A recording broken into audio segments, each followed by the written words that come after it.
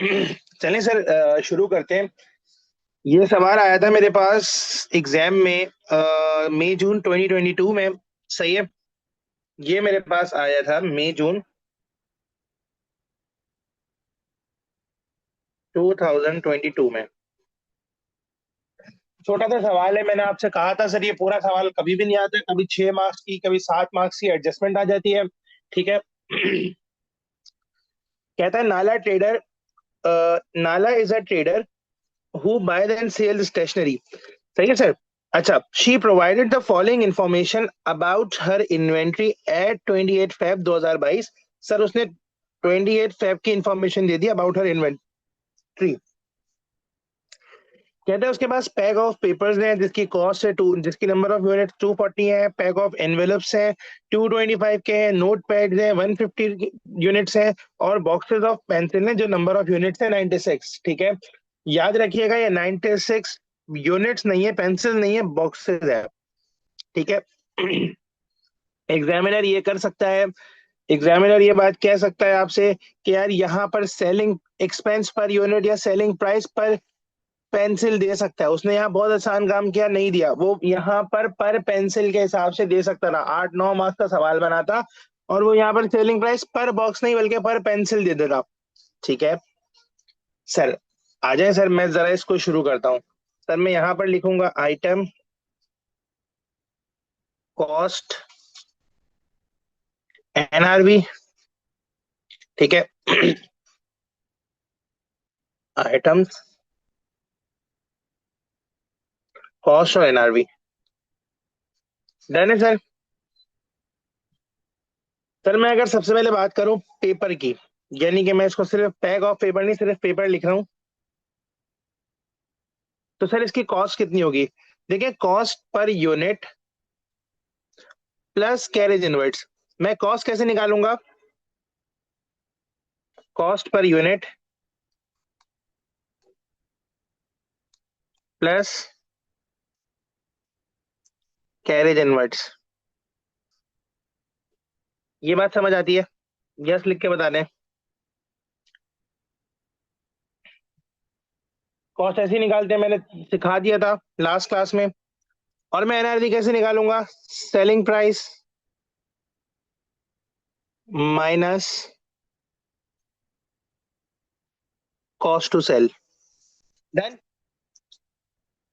Sir अगर मैं बात करूं पेपर की, देखिए मेरे पास पेपर की कॉस्ट पर यूनिट कितनी है? 4.50।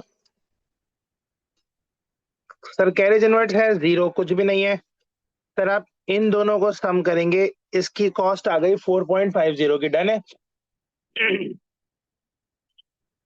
तो फिर क्या हुआ? अच्छा, फिर सर अब आप इसी पेपर की वो निकालें। सर 8 रुपीज उसकी सेलिंग प्राइस है और सर कॉस्ट टू सेल कुछ भी नहीं है, 0। तो सर एनआरवी कितनी है? सर 8 रुपीज की एनआरवी है। डन। सर लोअर क्या है?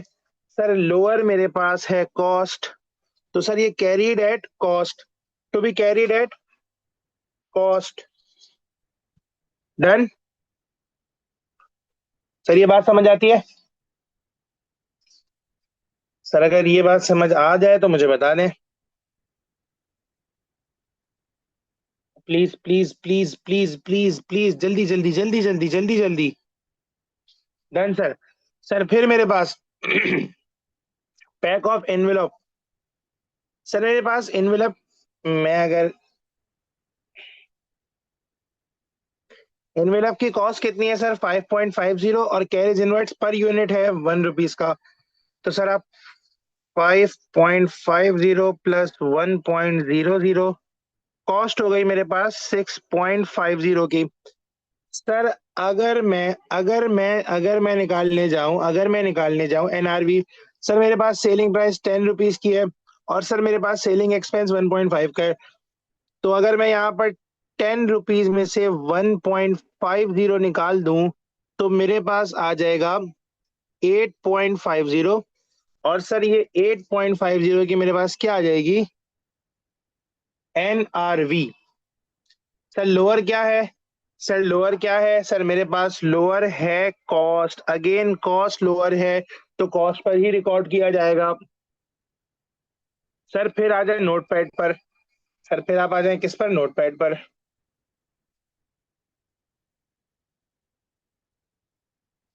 सर नोटपैड पर कैसे निकालेंगे? सर नोटपैड कॉस्ट मेरे पास है 4.004 रुपए की कॉस्ट है, कैरेज इनवर्ट्स 2 रुपीज का है। सर मेरे पास 6.00 की मेरे पास कॉस्ट है। और सर मेरे पास कैरेज एनआरवी कितनी है? सर 5 रुपए का सेल होगा, खर्चा कुछ भी नहीं होगा इस पर। लेकिन सर एनआरवी मेरे पास कम आ रही है, 5 रुपए का मैं बेचूंगा, खर्चा कुछ भी नहीं होगा। तो सर मेरे पास एनआरवी कितनी होगी? 5.00। सर ये रिकॉर्ड किस पर होना चाहिए? सर ये रिकॉर्ड होना चाहिए एनआरवी पर। किस पर? एनआरवी पर। डन है सर, ये रिकॉर्ड होना चाहिए एनआरवी पर। और सर फिर मेरे पास है पेन बॉक्स पेंसिल है। सर अगर मैं बात करूं पेंसिल्स की, तो सर वो मेरे पास कितनी है? सर 3.50 की कॉस्ट है, कोई कैरेज इनवर्ट्स नहीं है। सर सेलिंग एक्सपेंस 6 रुपए की बिक जाएगी सर, इसमें भी कॉस्ट ही कम है। सर 6.00 माइनस जीरो बराबर होगा, तो सर ये भी आपके पास रिकॉर्ड की जाएगी किस पर? कॉस्ट पर। सर टू सम अप, तीन आइटम्स मेरे पास कॉस्ट पर रिकॉर्ड होंगे, एक आइटम मेरे पास एनआरवी पर रिकॉर्ड होगा। डन है। सर आ जाए सर, कॉस्ट निकालने चलते हैं। सर हम निकालने जा रहे हैं कॉस्ट ऑफ इन्वेंट्री। सर अगर मैं बात करूं पेपर की, सबसे पहले पेपर, इनवेलप, नोटपैड और सर पेंसिल्स। सर मेरे पास पेपर की क्वांटिटी 240, 225, 240, 225, 150, 96। सर ये मेरे पास यूनिट्स हैं।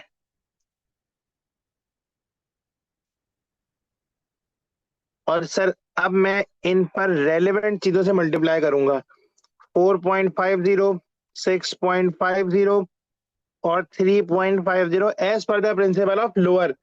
और सर ये मैं 5 से मल्टीप्लाई करूंगा, ये यहाँ पर देख लीजिएगा प्लीज। डन है सर। 5.00। Is that clear? यहां तक पूरी कहानी मैंने आपको घुमा फिरा कर सुनाई है, जो मुझे बताएं समझ में आई? प्लीज मुझे बता दें।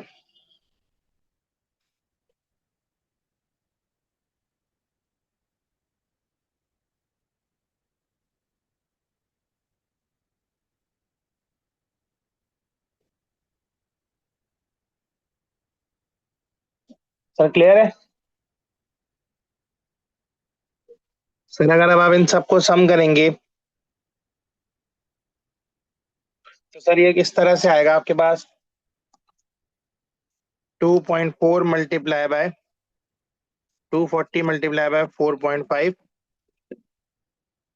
1080। 225 मल्टीप्लाई बाय 6.5, सर ये हो जाएगा 1462.5। Sir 150 into 5, 750। और सर 96 इंटू 3.5, 336।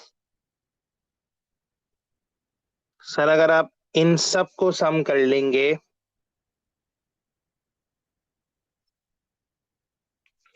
तो सर आपके पास आएगा approximately 1080 plus 1462.5 plus 750 plus 336। Sir ये आ जाएगा 3628.5। 3628.5, ये आ जाएगी adjusted value of closing inventory.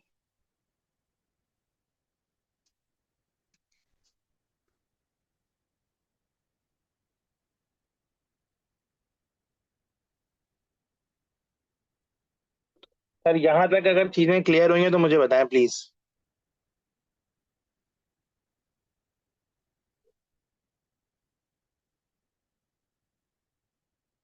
Sir मैं आपका इंतजार कर रहा हूँ। क्लियर है सर।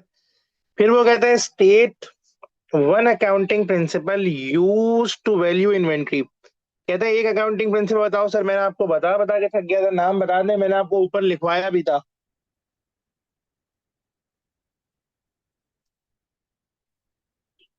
जी सर, कौन सा अकाउंटिंग प्रिंसिपल था?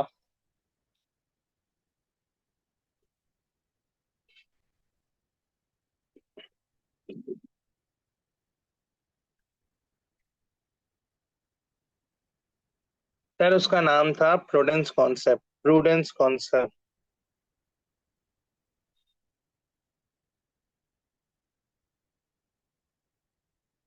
डन है सर। अच्छा फिर ये पार्ट बी आपके कोर्स में नहीं है? ठीक है, कोर्स में डेफिनेटली है, टॉपिक में नहीं है। फिलहाल टॉपिक में नहीं है। डेप्रिसिएशन मैंने आपको पढ़ाया नहीं है, जब मैं डेप्रिसिएशन पढ़ा दूंगा तो फिर मैं आपको ये बता दूंगा कि ये कैसे होगा। इस सवाल पे आ जाए। कहता है Lottie sells three different type of goods, हर inventory at 30th April 2025 is as follows. Sir number of units है, परचेज प्राइस है, नेट रियलाइजेबल वैल्यू है, कैरेज इनवर्ट्स पर यूनिट है। सर वो कहता है वैल्यू ऑफ क्लोजिंग इन्वेंट्री निकालो। Sir ये सवाल था 6 मार्क्स का। सर अब जो सवाल आया वो आया है 4 मार्क्स। अब आप देख सकते हैं 6, 5, 4 मार्क्स के सवाल आ रहे हैं इस टॉपिक से। सर मैं आपसे यही रिक्वेस्ट करूंगा कि भाई प्लीज यार इसको कर लीजिएगा। ठीक है, मतलब ये टॉपिक देख लीजिएगा। देखिए 3, 4, 5 मार्क्स के लिए आ जाएगा तो मुफ्त के नंबर है। आसान सा टॉपिक है, कोई चीजें मुश्किल नहीं है। ठीक है, आए सर इसको जरा कर लेते हैं।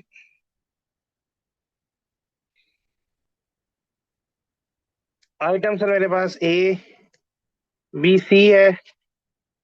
कॉस्ट निकलेगी सर कैसे? Sir purchase price plus carriage inverts. सही है सर। 14 + 1 = 15। 17 + 0 = 17। और 21 + 2 = 23। सर एनआरबी निकलेगी, दी हुई है 20, 24 और 22। सर लोअर क्या है? सर इधर कॉस्ट 15 लोअर है, इधर भी कॉस्ट 15 लोअर है सर, इधर एनआरबी 22 लोअर है। सर यूनिट्स कितने हैं मेरे पास? बिल्कुल ही 4 नंबर मुफ्त के 4 नंबर है, देखें कुछ भी नहीं करना। सर मेरे पास यूनिट्स कितने हैं?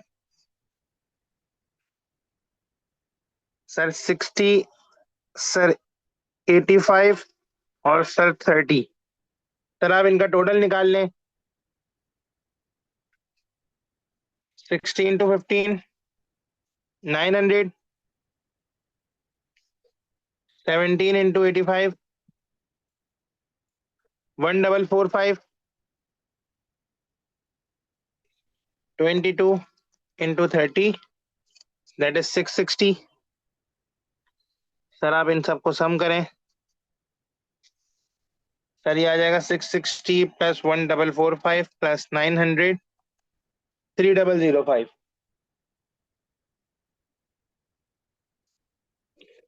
इसको मैं बोलूंगा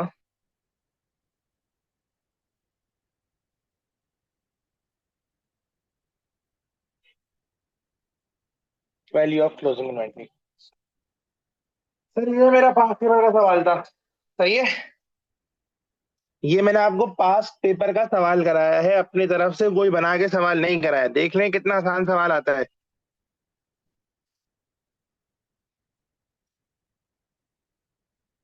है जी, चेक कर लें कितना आसान सवाल आता है।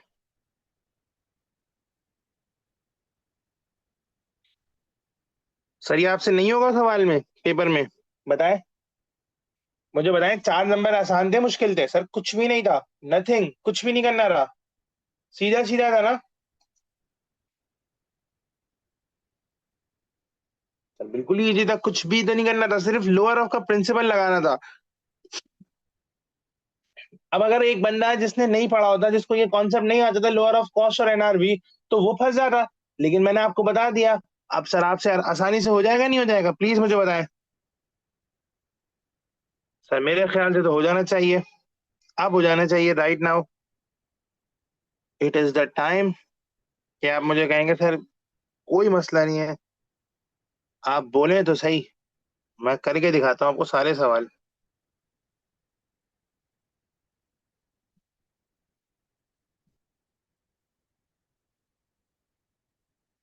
चलिए सर एक सवाल और मैं आपके सामने रखता हूँ। Paste and then lock. Sir वो कहता है Bravo had 180 units of inventory. अच्छा ये ना थोड़ा हट के सवाल है, इस टाइप का सवाल ना आपके पास आया नहीं है, कभी आया नहीं है, ठीक है, समझिएगा गौर से। कहते हैं हाँ, सही है।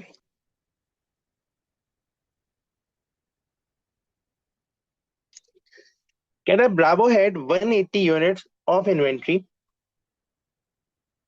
Eight 31st March which had cost of rupees 3.540 per unit, ठीक है। His purchase for the month of October. Sir मुझे एक बात बताएं, एक बात गौर से सोच के बताइएगा।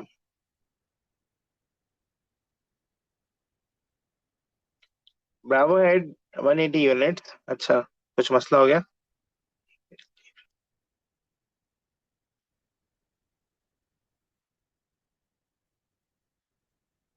ये अप्रैल है, अक्टूबर नहीं है।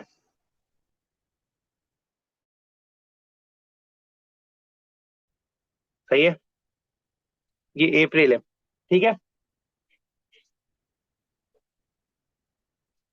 कहता है ब्रावो के पास 180 यूनिट्स ऑफ इन्वेंट्री है 31st मार्च 2017 को। सही है, 180 यूनिट्स थी, जिनकी कॉस्ट थी 180 यूनिट्स थे, जिनकी कॉस्ट थी 3.40 per unit. Done.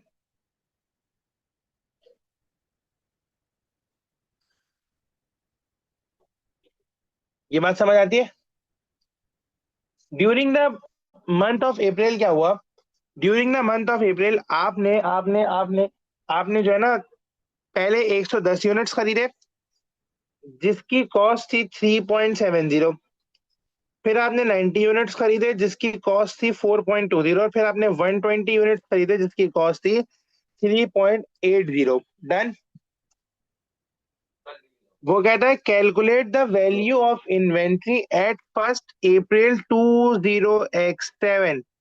Sir value of inventory निकालो 1 अप्रैल 20x7, यानी कि जो इन्वेंट्री 31 मार्च x7 को होगी वही तो इन्वेंट्री 1 अप्रैल x7 को होगी। ऐसा है नहीं है, जो लास्ट मंथ की क्लोजिंग होगी वो करंट मंथ की ओपनिंग तो होगी। तो सर मुझे एक बात बताएं, मुझे एक बात गौर से सोच के बताएं, क्या यही इन्वेंट्री मेरी ओपनिंग बन जाएगी? हाँ सर ये वाली इन्वेंट्री मेरी ओपनिंग बन जाएगी, डेफिनेटली। सही है सर। अच्छा फिर अगर मैं पार्ट ए की बात करूं, अगर मैं आपसे कहूं यार मुझे पार्ट ए की वैल्यू निकाल दो, मेरे पास value of inventory at 1 April x7 है, वो कितना आ रहा है? Value of inventory at 1 April x7, सही है, कितना है? आपके पास 180 यूनिट्स है। सर आपके पास 180 यूनिट्स है, ठीक है। और सर इसकी कॉस्ट थी आपके पास 3.40 पर यूनिट, ठीक है सर। कितनी कॉस्ट थी? 3.40 पर यूनिट। आप मल्टीप्लाई कर लें 180 इंटू 3.40, सर ये तो हो गया 612। बड़ी ही आसान सी बात हो गई, ओपनिंग इन्वेंट्री की वैल्यू पूछ रहा था, मैंने मल्टीप्लाई करके निकाल दिया, ठीक है। ये हो गया पार्ट ए खत्म। सही है, पक्की बात है। प्लीज मुझे बता दें यार, यस या नो, इंटरेक्टिव क्लास तो रखें। फिर वो कहता है calculate the units of inventory, कहता है कैलकुलेट, अच्छा पार्ट बी पे आते हैं। कहता है calculate the total cost of purchases. Sir cost of purchases निकालने बोल रहा है आपको, सर आपने परचेजेस क्या किए हैं? सर मुझे एक बात बताएं, आपने एक ये परचेज किया है, आपने एक ये परचेज किया, आपने एक ये परचेजेस किया है। सर अगर मैं पार्ट बी पर आऊं, अगर मैं पार्ट बी पर आऊं, मैं बात करता हूं सर परचेजेस की। सर मैं परचेजेस निकाल लेता हूँ, बिल्कुल सर, कैसे निकलेगी? सर मेरे पास तीन डेट्स हैं। सर एक परचेज हुई है 3 अप्रैल को। सर एक परचेज हुई है 14 को और एक 29 को। एक हुई है 14 अप्रैल को और एक हुई है 29 अप्रैल को। सर यूनिट देखिएगा, 1110 eight 3.70। 1110 unit into 3.70 per unit. Sir इस टाइप का सवाल कभी पेपर में आया नहीं है। हो सकता है आ जाए, हो सकता है आ जाए, इसलिए करा रहा हूँ। 1110 इंटू 3.7, 407। सर फिर 90 into 4.20, 90 unit into 4.20 per unit. 90 into 4.20, 378। And sir, the last but not the least, 120 into 3.80. 120 units into 3.80 per unit, that is equals to 120 into 3.80। Sir ये बनता है 456। सर आप इन सबको सम कर लें, ये अमाउंट ऑफ परचेजेस आ जाएगी। डन है सर?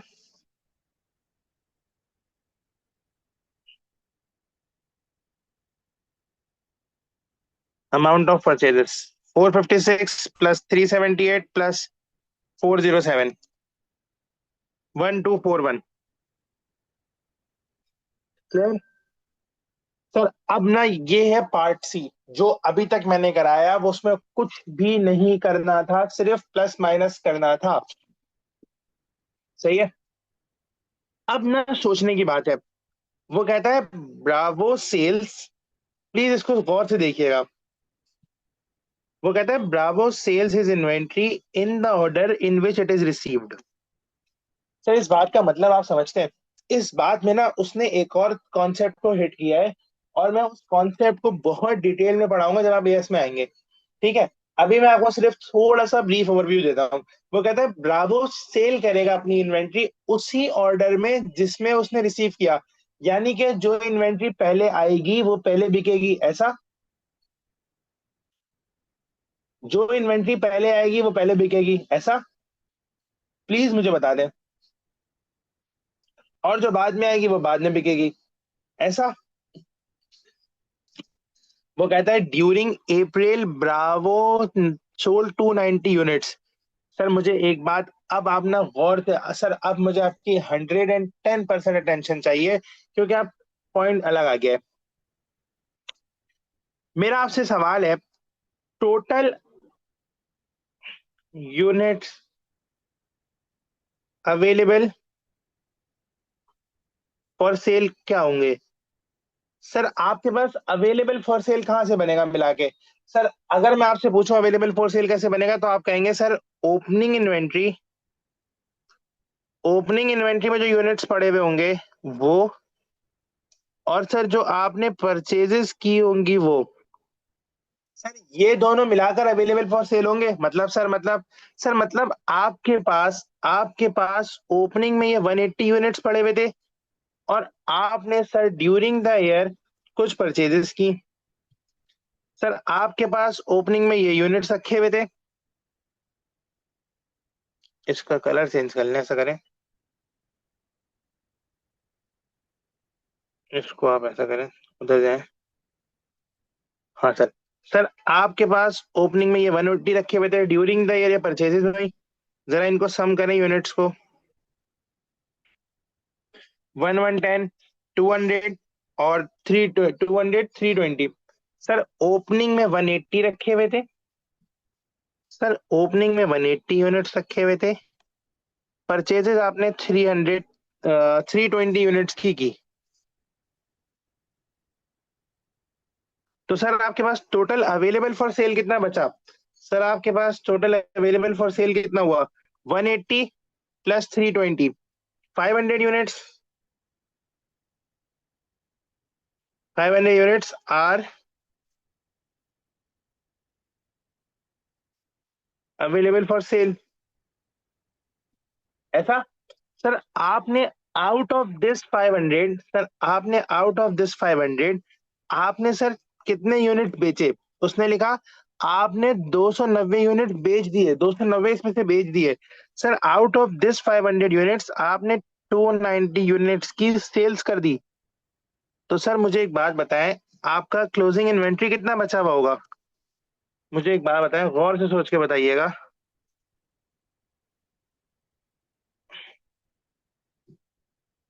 जी सर।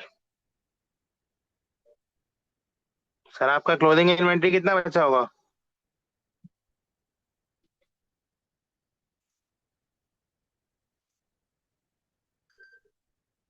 सर मेरी क्लोजिंग इन्वेंट्री बची होगी, सर मेरे पास 500 अवेलेबल फॉर सेल थे, मैंने 290 बेच दिए। कितना बचा? 2110। 2110 यूनिट बचे, ऐसा। सर अब मेरा आपसे सवाल है, सर ये 2110 कहाँ से बचा कर मैं बैठा हुआऊंगा? मुझे एक बात बताएं, मैंने जो 290 बेचे होंगे मैंने सबसे पहले किस में से बेचे होंगे? सर आप अपना माइक ओपन कर लें, अब आप माइक ओपन कर लीजिएगा। मुझे पहले ये बताएं, गौर से सोच के बताइएगा। सर जो मैंने 290 की सेल्स की होगी वो मैंने सबसे पहले 180 में से की होगी। डन। सर मैंने जब सेल्स करना शुरू की, जब मैंने सेल्स शुरू की तो मैंने सेल्स मैंने की 290 की। सर सबसे पहले मैंने सेल की होगी ओपनिंग इन्वेंट्री से। सर मैंने पूरी ओपनिंग इन्वेंट्री सबसे पहले बेची होगी, ऐसा। डन है। ओपनिंग इन्वेंट्री कितनी थी सर? मैंने पूरी 180 यूनिट्स बेच दी, पूरी 180 बेच दी। सर अभी डेफिसिट है, हाँ सर है 180, 280, 110 का डेफिसिट है अभी भी। फर्दर सेल्स कर दी मैंने। सर अब मुझे, सर फिर मैंने इसको कहाँ से फाइनेंस की होगी? मैंने फाइनेंस की होगी परचेजेस 3 अप्रैल वाली, बेची होगी 110 की। तो सर मेरे पास सेल हो गई होगी 0। यानी कि मैंने बचाया जो होगा वो अपनी लास्ट की 2 परचेजेस वाली पूरी बचा कर बैठ गया हूंगा मैं, ऐसा। इन दोनों को सम करें 2110 बनता है, ऐसा। तो सर मेरे पास क्लोजिंग इन्वेंट्री में ये एक 4.20 वाली और एक 3.80 वाली इन्वेंट्री पड़ी हुई होगी, सही है। अब अगर कोई मुझे कहता है कि क्लोजिंग इन्वेंट्री की तो मुझे वैल्यू निकाल दो, क्लोजिंग इन्वेंट्री की वैल्यू निकाल दो, तो मैं क्लोजिंग इन्वेंट्री की वैल्यू निकाल सकता हूँ? हाँ सर बिल्कुल निकाल सकता हूँ। सर मुझे पता है कि मेरे पास एक बचा हुआ है, एक मुझे पास बचा हुआ है 114 अप्रैल वाली। मैं इसको कॉपी कर लेता हूँ यहाँ से उठा के, मैं यही मेरे पास बची हुई है, मैं इसी को कॉपी भी कर लेता हूँ। कॉपी। सर ये 2 चीजें मेरे पास बची हुई हैं पूरी पूरी, इन दोनों को आप सम करेंगे, इन दोनों को आप सम करें, आपके पास अमाउंट भी बन जाएगा। इन दोनों को आप सम करके देख लीजिएगा, 90 प्लस 180, 110 यूनिट्स। और सर मेरे पास इन दोनों का सम कितना आ रहा है? 378 plus 456, that is equals to 834। Sir मैं 834 रुपीज की क्लोजिंग इन्वेंट्री बचाकर बैठा हुआ हूँ। ये मेरे पास होगी value of closing inventory, value of closing inventory. Sir आपसे पूछेगा कोई ये बनी कैसे, आप बोलेंगे यार मेरे पास 90 यूनिट्स 4.20 वाले बचे हुए थे और 120 यूनिट 3.80 वाले बचे हुए थे, इन दोनों को मिलाकर मेरे पास 834 की क्लोजिंग इन्वेंट्री बच गई। डन। क्लियर है? प्लीज मुझे बता दें। सर वो यही कहता है, calculate the value of closing inventory है 38 अप्रैल 20x7। अज्यूम करो कि उसी तरह से तुम बेचोगे। याद रखें, आसान बात है कि सर आपने अपनी लास्ट परचेज में से बचाई होगी ना, ये सेकंड लास्ट में से बचाई होगी। शुरू वाली कोई अपना ओपनिंग इन्वेंट्री से थोड़ी बचा के बैठेगा, सर वो तो लास्ट वाली बचा कर बैठेगा। तो यानी कि अगर क्लोजिंग इन्वेंट्री बची होगी या तो इससे बची होगी या तो इससे बची होगी, इन दोनों से बची हुई होगी क्लोजिंग इन्वेंट्री, ऐसे थोड़ी ओपनिंग से बचा के बैठ जाएंगे आप। डन है। सर फिर वो कहता है calculate the value of inventory at 38 April x7। The net realisable value was 4 rupees at 38 April 20x7। अच्छा, अब यहाँ पर बड़ा मसला है। कहता है भाई एनआरवी जो है ना 4 रुपए की है, सही है। सही सर, कॉस्ट कितनी है सर? कॉस्ट है 834 यूनिट्स। अब अगर मैं यहाँ पर देखूं, अब मैं यहाँ पर एनआरवी टेस्टिंग भी कर रहा हूँ। एनआरवी टेस्टिंग, सर यूनिट्स तो एक ही है। हाँ सर, एक ही तरह के यूनिट्स, आइडेंटिकल प्रोडक्ट्स हैं। तो सर मेरे पास एनआरवी कितनी है? 4 रुपए। ठीक है, एनआरवी ऑफ गुड्स, सर वो है 4 रुपए इंटू कितने यूनिट्स हैं? 2110 यूनिट्स हैं। ठीक है सर, अब मैं निकाल लें सर। 210 इंटू 4 रुपीज, सर ये हो गई 840। एनआरवी आपके पास आ रही है 840 की। ठीक है, डन है।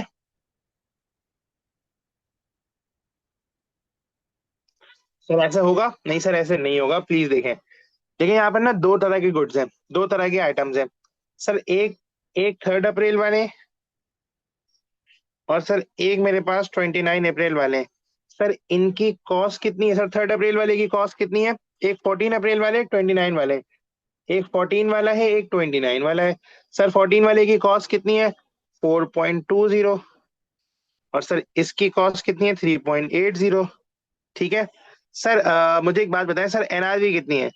सर एनआरवी इसकी भी 4 है, इसकी भी 4 है। ठीक है सर, मुझे एक बात बताएं, लोअर वाला प्रिंसिपल लगेगा? हाँ सर बिल्कुल लगेगा।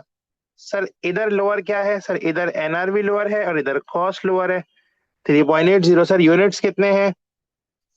सर यहाँ पर 90 यूनिट्स है और यहाँ पर 120 यूनिट्स है। सर आप टोटल निकाल लीजिए। 4 इंटू 90, 360। और 120 इंटू 3.80, 120 इंटू 3.8, सर ये आ रहा है 456। 456, सर ये 6 आ गया, 1 आ गया, 4 8, 816 की सर आपके पास वैल्यू आ गई, वैल्यू ऑफ क्लोजिंग इन्वेंट्री।